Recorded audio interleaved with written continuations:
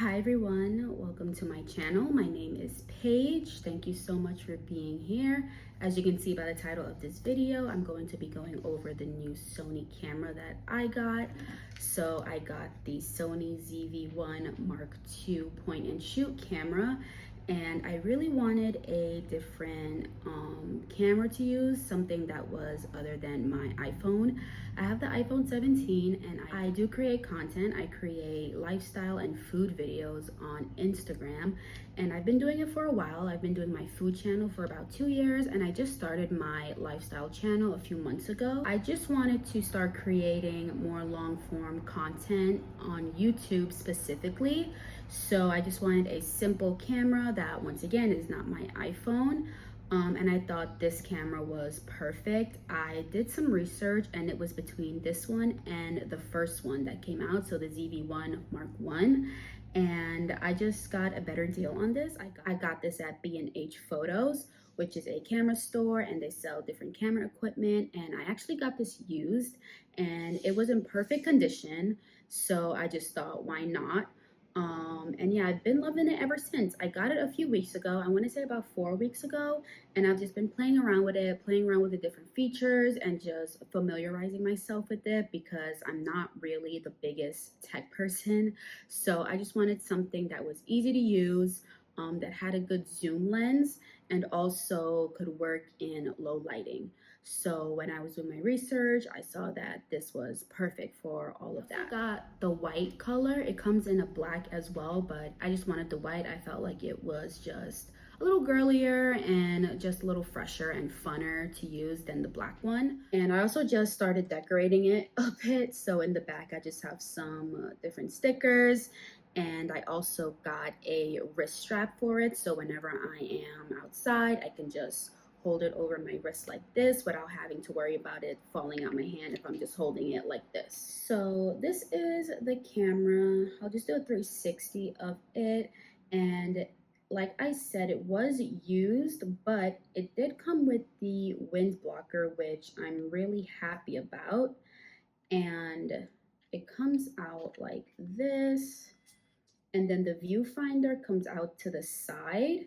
And I know that with the Canon G7X, the viewfinder comes out on top, which I actually would prefer if it came out on top. I feel like sometimes it can be a little awkward using the side view, but it's fine. So then I just shoot like this whenever I am outside, which once again, it can just be a little awkward, but it's not the end of the world. So as you guys can see, the camera is small. It's not the smallest camera ever, but it is a good size and it can just fit right in your purse like how I do. I do have a camera case as well. It's a hard case, so that can add some like bulkiness to it a little bit, but I want to protect this camera, so I really don't mind it. And it is compact, so it's really not that obnoxious, I would say, when you're out and about, because I am a shy vlogger. I do get a little self-conscious when I do have to pull out my camera and stuff to film, but I'm getting over that. And I feel like this camera really helps too because of how small and compact it is, and it's not like a professional camera where it has a massive lens and it's just really bulky. So I am going to insert some videos that I captured with this camera, and the quality is really nice, especially if you're like big on editing and you know how to color grade and stuff. I'm not there yet, but with just the raw footage that I get, the quality is really nice, I can say. Also, the audio on this camera is pretty good. I'm not gonna say it would be as good if you had a mic, like a DJI mic with you, or a Sony mic, but if you don't have it, it's not the end of the world. It is pretty good quality, but I think it would be even better quality if you do get a mic with it, which I am thinking about, especially because I do vlog a lot outside. And even though this does have the wind blocker, it can still capture some sounds, which can be a little annoying when I just want the camera to just focus on what I'm saying. But for the most part, the audio is pretty good. The camera that I'm going to be using from here on out for my YouTube videos, sometimes for my Instagram videos. I feel like for Instagram, it is a little easier to just use my phone because I just edit on my phone. But for YouTube, I'm definitely going to be using this camera. A con I would say for this camera is that it does overheat. So if you are using this for a long time as in maybe 45 minutes, it does get hot and the battery does drain kind of quickly.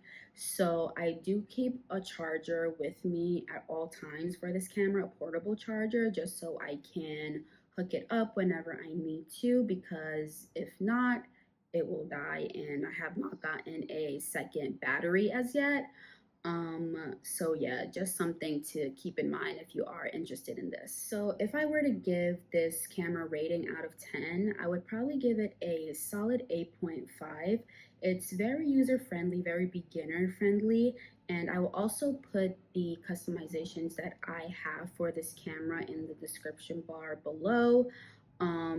But it really is just the overheating and the battery life that is making me not give it like a 9 or a 10, because that is a really big factor for me, especially when I'm outside. It's kind of annoying to have to use a portable charger to charge it for a few minutes so it can get a full battery life.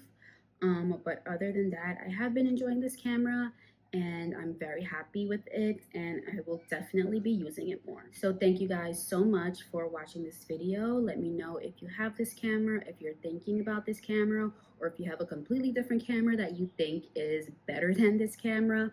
I would definitely be open to buying another camera. I think it is just fun to have more than one, especially because I do shoot different types of videos, but that's a future problem. So yeah, thank you guys so much for watching, and I will see you in my next video. Bye guys.